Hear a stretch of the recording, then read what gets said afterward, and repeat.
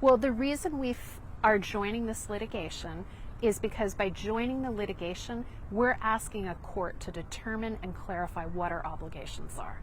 New tonight at 5, the Eugene 4J School District is the first K-12 public school district in the nation joining a lawsuit over the Trump administration's threat to block federal funding if schools don't drop DEI initiatives. Thanks for joining us. I'm Brandon Cameraman. Kendall Bartley is on assignment. The district is approaching a deadline this Friday to comply with a U.S. Department of Education letter, a letter known as Dear Colleague.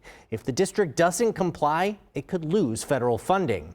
KVAL's Jody Unruh is joining us in studio after hearing from the district and reviewing that Dear Colleague letter. Jody?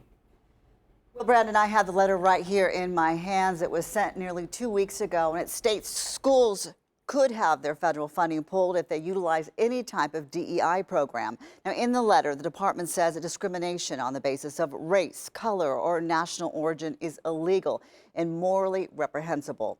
The letter says, quote, DEI programs, for example, frequently preference certain racial groups and teach students that certain racial groups bear unique moral burdens that others do not. Such programs stigmatize students who belong to particular racial groups based on crude racial stereotypes. Now, consequently, they deny students the ability to participate fully in the life of a school, end quote. Now, what programs or instruction does this include?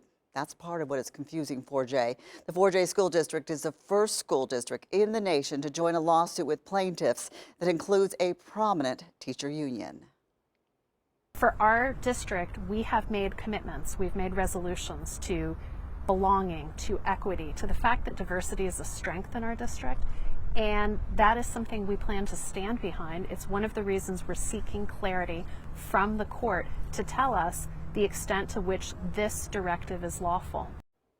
The district also says if they follow current state law curriculum regarding education of historical events, would they be violating this request from the Department of Education? By state law, we are required to do certain things, like we're required to teach ethnic studies. State standards also require tribal history as part of our curriculum. We're required to have an equity committee. If those things are deemed suspect under the new Department of Education guidance and risk federal funding, then we're put in an impossible situation where we're having to choose between state law or federal guidance. And each of those come with their funding sources that our students rely on.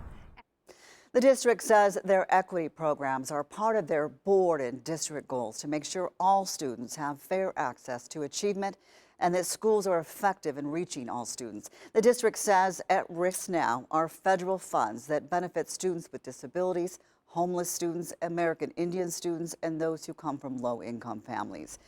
Well, a lot of questions here, as you can see, for the school district and other schools here in Oregon, of course, and across the nation, as the federal government threatens to pull their funding unless they comply with this letter's request by this Friday. Brandon. All right, that deadline fast approaching. We'll keep an eye on it. Thank you, Jody.